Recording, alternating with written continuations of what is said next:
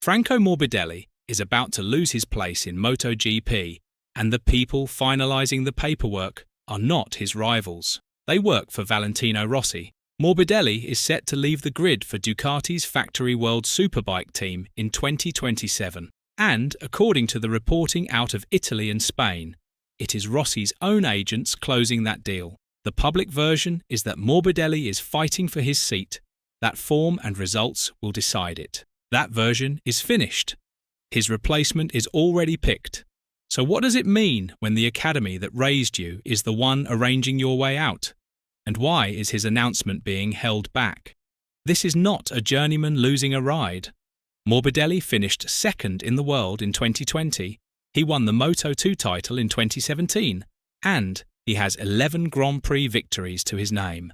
9 seasons in the Premier class. And the exit is being processed by the company that manages his career. And here is the detail that tells you the order of importance inside VR46. The Morbidelli announcement is not being held back for his sake. It is reported to be queued behind 2 other confirmations because the arrivals get announced first. Start with the mechanics, because the shape of this deal matters more than the emotion around it. Morbidelli is set to take over the factory Ducati seat in World Superbikes that Nicolo Bulega is leaving, riding alongside Iker Lecuona, who is already locked in through 2028. Bulega goes the other direction, out of Superbikes and into MotoGP with VR46. Morbidelli has not signed. The deal is described as being in its final stages, which in this paddock means the money is agreed and only the timing is still being managed. And Bulega is not arriving as a hopeful. He leads the World Superbike Championship right now, and he is tipped to inherit Morbidelli's garage and his crew chief. Not a similar setup, the same one.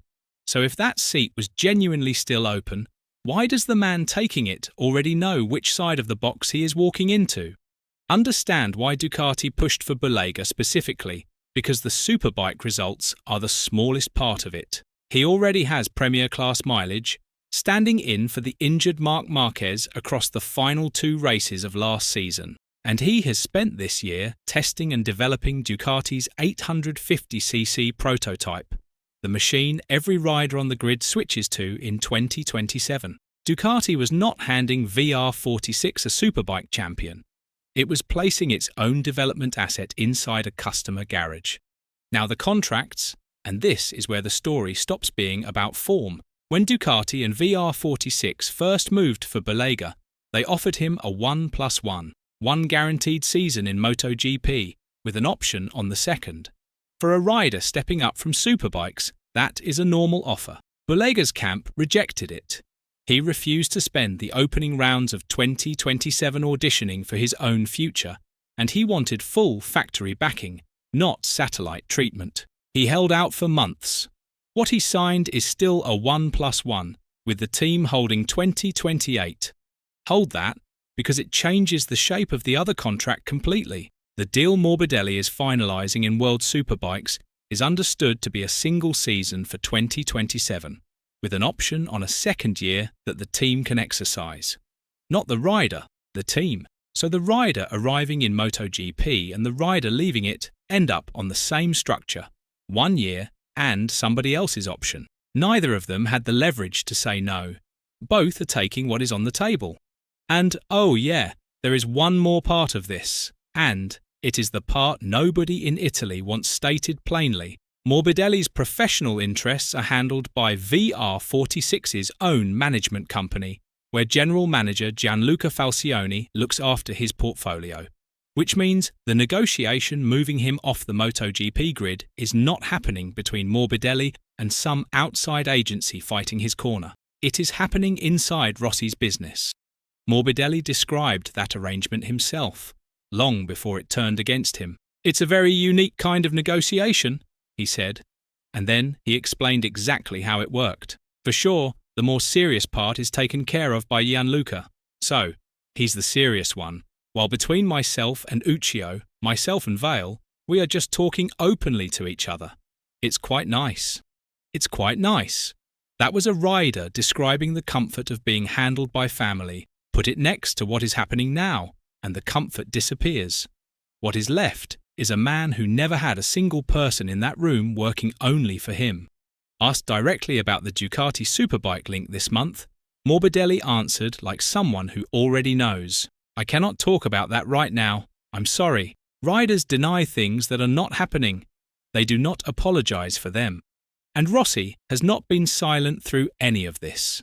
Back in May, on Sky Sports Italia, he put Morbidelli's name into the mix for that seat himself, and he defended his rider by pointing at the machinery, arguing Morbidelli was being judged on last year's Ducati rather than on his actual speed. That was 3 months ago. The bikes were already being promised somewhere else. So who actually ends up in that garage? Firmin Aldeguer arrives from Gresini on a renewed Ducati deal covering 2027 and 2028, and he is set to be the only VR46 rider on a full factory bike. He is also, in the entire history of the team going back to its Moto3 start in 2014, the first rider it has ever fielded who is not Italian. And the Academy did look at holding that line. Celestino Vietti, one of its own, was on the shortlist Rossi was handed for that MotoGP seat. It did not happen. Rossi went with Bulega after the times he was setting on the 2027 Ducati. Add up the seats and the picture is finished. Fabio Di Giannantonio, sitting 5th in this year's championship and 4 points off the top 3, is already gone to Red Bull KTM on a multi-year deal. Morbidelli is being moved to Superbikes. Both bikes end up with riders Ducati wanted. People thought this was Morbidelli losing a seat on results. It was never that. This is Rossi's team finding out it no longer picks its own riders. Let's be honest about what is being protected here, because it is not Morbidelli. VR46 gets a factory Ducati contract for Aldeguer, the current Superbike points leader in Bulega, and a healthy relationship with the manufacturer that supplies its bikes. Every one of those is worth more to that team than loyalty to a 31-year-old rider sitting last among the Ducatis. And make no mistake, the Superbike move is not charity either. It is a soft landing arranged by the same people removing him, on a contract where somebody else decides whether he gets a second year. Morbidelli said something in June that lands very differently now. "I'm a rider. I love racing.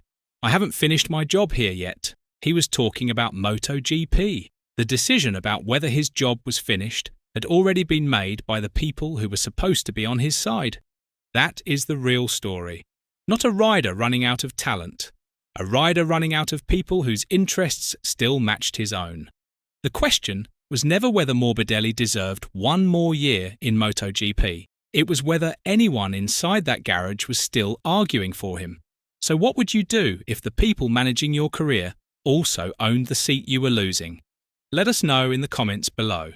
And once you do that, make sure to click on the video appearing on your screen right now.